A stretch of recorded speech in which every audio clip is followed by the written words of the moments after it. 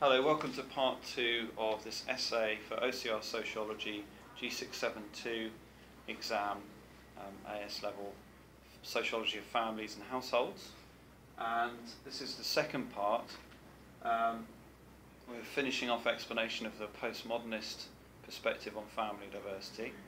So say some evaluative points of Giddens' view, then we go into Beck and Gernsheim, then we give a brief evaluation point for Beck and Gernsheim, and then we give a point about same-sex families, and we give a contemporary example. A quick exam tip. Okay, so there's two main types of evaluation.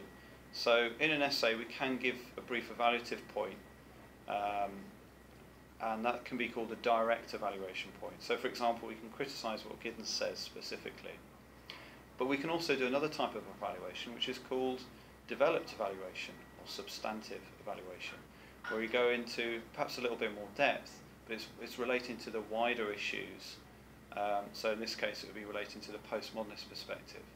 So in this case, we're just doing some direct evaluation, and later in the essay, we can use other perspectives to support more developed evaluation once we've adequately explained what postmodernists say about diversity.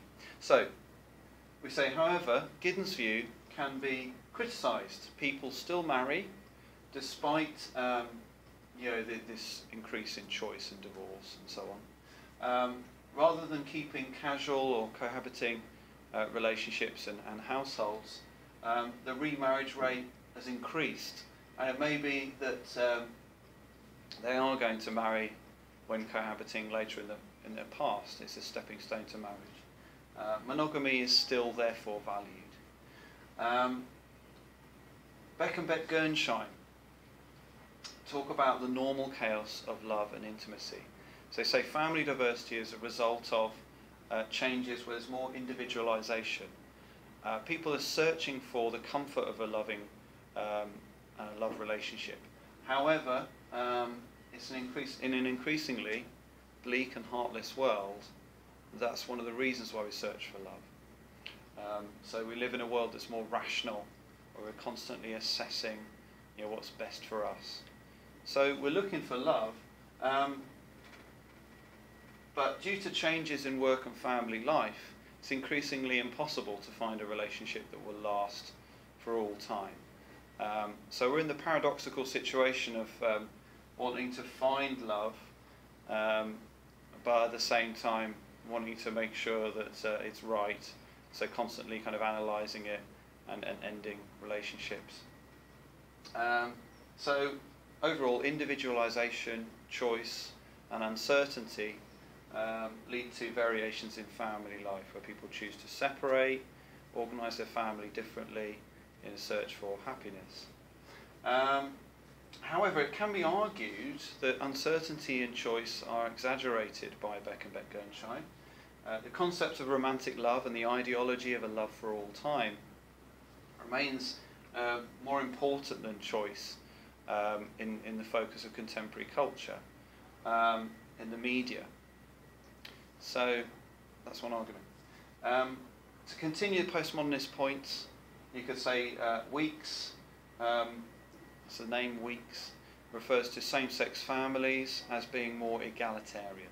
That means based on equality, where people make choices about who wants to do different duties, routines like cleaning or paid work or DIY in the household. This would be supported by radical feminists like Germaine Greer. Greer thinks that families should be matrilocal. That means that the adults in the family should be female.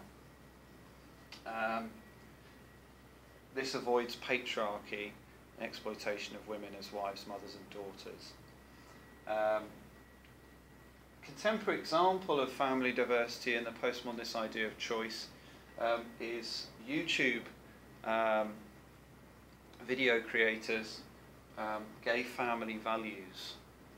Gay Family Values is a channel where there is a same-sex family, two gay men who have adopted children from